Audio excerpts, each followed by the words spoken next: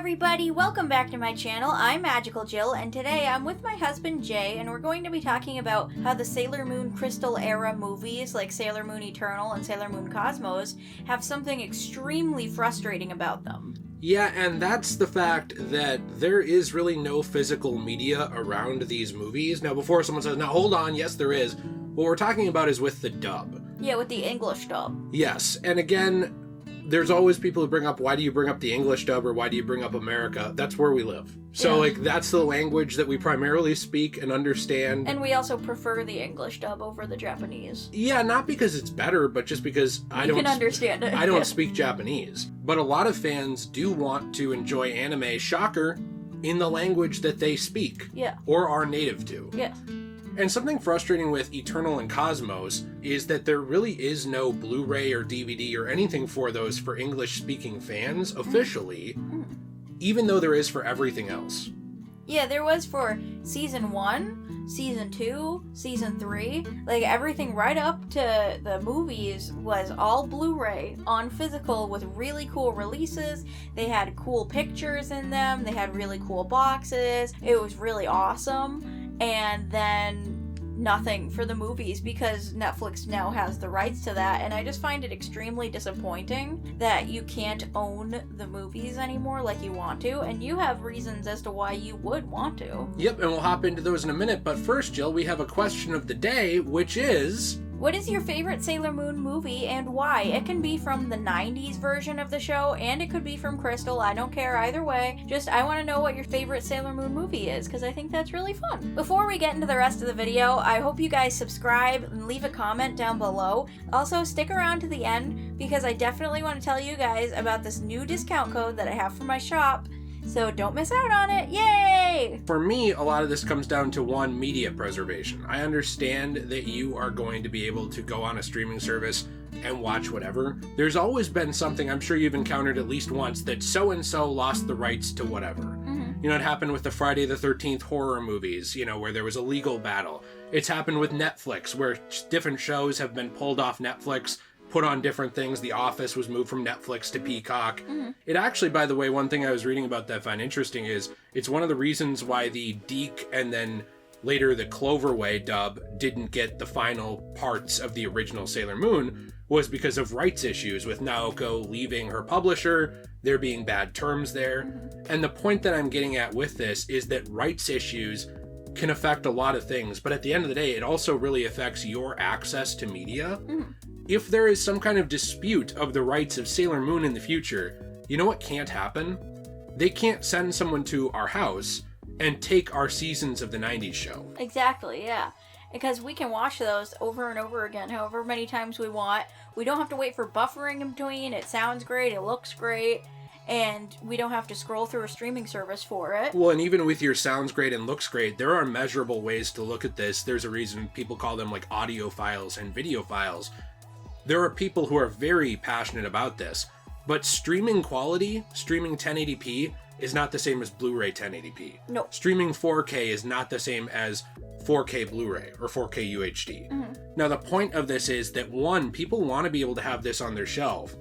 Two, people want to be able to have access to it whenever they want, in the quality that they want. Because collectors still exist. Yeah, and finally, I think with the English audience, especially, and I know it's been worse for other audiences that maybe never even got a dub, but for the English audience that was very passionate following Deke and stuff, something you mentioned to me is it's kind of crazy how long they had to wait for a proper dub anyway, for the 90s. Yeah, they did. I think it's crazy how absolutely long fans had to wait for an uncensored English dub that was really well done of this show, like the original 90s show, because the 90s show ended quite some time ago. Yeah. And then we didn't get like the Viz English dub until starting in 2014. Yeah, and I know it's popular to kind of hate that dub now, but I love it. And I know you do too, and they waited a very long time for that. I don't understand why you would hate the dub, because I think it's very faithful to the Japanese version of it. And the thing with Dick, and then eventually into Cloverway, I like to call it Dick, right, is the fact that it was so very censored. It was hard for American fans to really get the the actual story that Naoko wanted to put out there, in my opinion, and without, like, reading the books. You know, that show was very, very censored. You know, Sailor Neptune and Sailor Uranus were cousins. It was really weird. And we didn't really get a very faithful adaptation for such a long time.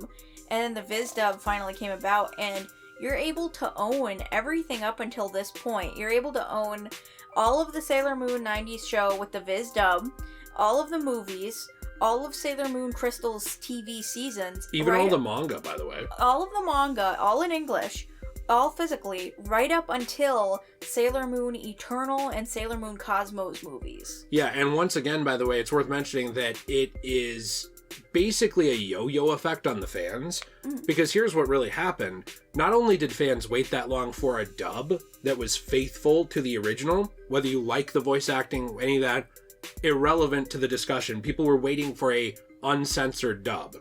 Not only did they have to wait that long, they were waiting for that long for an uncensored faithful dub to an unfaithful anime. And what I mean by that is the 90s anime of Sailor Moon already changed a lot. We adore it. Yes. But it's not the manga. No, it's definitely not faithful at all. They change a lot of stuff with Tuxedo Mask. They change a lot of stuff with basically everybody. The love story. And the story, everything. They add in some parts. I mean, if you guys are a fan of it and you're also a fan of the manga, you know the difference. And we like obviously. both. You know, we're weird people. We like both continuities, just like we like both of the continuities of Dragon Ball and a lot of stuff. But when it comes down to it, people were waiting years and years for a faithful dub of an already unfaithful, totally different show. Just because they loved the show. Yes, and then the promise was, well, now you're going to get a show that's more faithful to the books. Yes. And Crystal had a lot of issues, which I think we could talk about in a different video. It did deliver. It is more faithful to the manga. In a lot of ways, and it does have English dub voice acting. It went through a lot of tumultuous problems with, like, changing animation styles multiple times, budget, things like that. But yes, it was at least faithful. And so then finally people were getting their faithful dub in Japan, or I'm sorry, their faithful translation of that story from book to anime in Japan. And now fans worldwide, including English audiences, were going to be able to get that. And then all of a sudden it gets halted again right near the end. So in the past, they changed the entire ending of the series. They went totally their own way with the 90s anime. Yeah. And now they get close to the end and they get to the dream arc, and now it's, oh, but actually you're not able to buy that. Yeah. You're not able to buy that. You did have to wait a while for them to even know if they were going to actually finish the anime. Yeah, especially with COVID happening during that. And now, for some reason, Netflix has the rights to it, which, like, why? Right. Well, and it's because they just wanted to beef up their Netflix anime department. Basically, yeah, they just want to be Crunchyroll. And what makes me upset about this is Netflix didn't make this. So, like, when Netflix makes something, like they fork over $100 million to make a shitty movie, and that is going to be just a Netflix exclusive, while I would argue it's better for it to exist in multiple ways, I get it, they made it. They can choose what to do with it, yes. What bothers me is that they just bought the rights to circulating the dub here, and I don't really understand why Toei went with this direction. I'm wondering if the Sailor Moon Blu-rays didn't sell that well. I don't know, because when Right Stuff was shutting down and it was being taken over by Crunchyroll, we had bought a bunch of the Blu-rays. It cost us a lot of money, and it was hard to find all of them. Remember, a lot of them were sold out for a really long time? Especially the collector's editions. A lot of them are still not available. Yeah. Unless you go on eBay. So I don't know. I imagine they must have sold well if they sold out. It's just a weird situation to me where it feels like another middle finger to fans of this property. I had to stop in the middle here because I wanted to look up if Toei was even involved anymore in circulating these, because there was, again, another rights thing with Naoko and this series. But this was actually co-produced, at least the final movie, by Toei Animation and Studio Dean, then distributed by the Toei company. And so it's kind of a question where I'm like, I don't know who was responsible for this decision. And maybe this decision did make them a ton more money, but it just feels like a slap in the face to fans again, because like I said, they waited so long to finally get the on-paper version of the story on screens, and now at the very end, you kind of blue ball them. Yeah, it's a huge slap in the face for collectors, I think, especially. A lot of collectors waited a very, very long time for Sailor Moon to come back. Yeah. And new Sailor Moon stuff to be a thing again, because this is some people's just entire life. Like, this is some people's entire interest. Well, yeah, and you have to look at it, and you look at Toei and how they treated Crystal with not being willing to give it enough money or marketing or any of that stuff. And people sat through that and kind of gritted their teeth, and they were like, whatever, at least we're getting it. Yeah. Like, I don't think fans should have to feel that way about your property. You don't drip feed them this story, because this story is more than a product to a lot of people. Yes. Like, I completely agree. That's my problem with this. This is something you've talked about. Like, how many hard times did Sailor Moon help get you through? That's not a property to you. That's not a product to you the way that it is to these companies. And, like, it's still art. Like, I think you should be able to enjoy that art and partake in it in the way that you want to. And we're moving more and more into an age where companies say, it's our product, F you if you don't like it. There's enough mindless consumers who will do whatever we say anyway. Here's our one option, and you get that. Or you get the finger, we don't need you. You're not, it went from, like, you're a valued customer to there's so many customers that F you if you don't agree with us. And it makes me very sad, because I really wanted to own the Blu-rays of Sailor Moon Eternal and Sailor Moon Cosmos, and it just makes me really sad, because I don't really want to subscribe to Netflix. Whether you have problems with that company or not, I just don't really want to subscribe to Netflix just to watch Sailor Moon. Right. I think it's silly, and I want to be able to own it with the rest of my collection on my shelf, and I want to be able to watch it in as crisp and as, amazing quality as possible, because I'm one of those weird people who likes to do that. We bought expensive TVs so we could do that. Right. Yeah, no, I mean, and that's the thing, is, like, you should be able to enjoy the property the way you want. We're not arguing that it shouldn't be available on streaming services. No, we should be able to have options. You should have it on Netflix. You should have it on physical. You should have it on Crunchyroll. I don't care. You should have it on lots of different places, so all of the different fans can be able to watch the thing that they enjoy. Yeah, and that's, why things like Toonami became so popular. It was a way to get people into anime that, people who are maybe lower income who didn't want to go out and buy a ton of expensive DVDs could enjoy. So, like, there's all these different avenues of, like, streaming, basic cable, network television, physical media, whatever.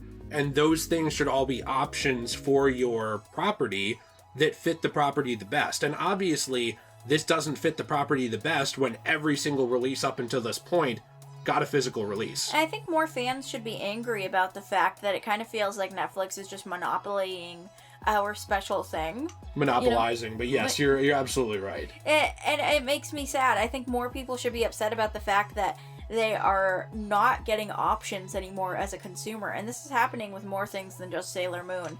I could pick out 10 other things that this is happening with, but then this video would be way too long. Yeah, it makes us mad, if you can't tell. And you deserve options as a person, and I think your voice deserves to be heard, and I think people needs to start stepping up and actually using their voice instead of just going along with whatever these companies say. And I know that it probably won't change anything, but at least then people make themselves heard. Yes. I think that at the very end of the day, you can at least kind of go to bed and say, you know what?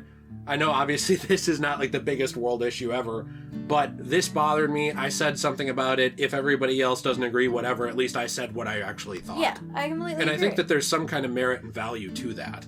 So if you liked this video, I really hope you like and subscribe. I love making Sailor Moon videos, Dragon Ball videos. I want to review some Studio Ghibli movies. We're going to make Full Metal Alchemist videos when we finally get to watching that again. We're going to open anime collectibles. We're going to do a lot of really awesome stuff. Anime video games. Anime video games, yeah. We're going to do lots of awesome stuff here, so I hope you stick around. We also have a very cool shop, which is CosmoBunny.shop. And what code can people use to get 10% off their first purchase on the shop, Jill? They can use code SAILOR. Yay! And what's sold on this shop? We're probably showing it on the screen.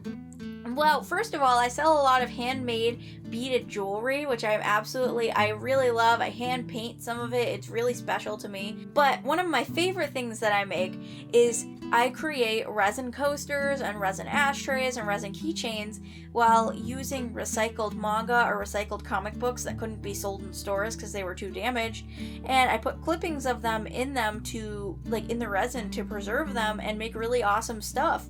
So I hope you guys check that out because I think it's really cool. I love upcycling things. And I think it's a really fun way to help preserve manga and comic books that aren't being sold, as much anymore because maybe they were really damaged for a lot of years or something. Yeah, it happens unfortunately way too much. And then what we do with the rest of it is we actually recycle the rest of it that's not usable, because this is paper and cardboard and stuff. Helping the world one step at a time and helping a small artist one step at a time. So I hope you guys go check that out because I think it's really awesome. And I'll see you all in the next video. Bye!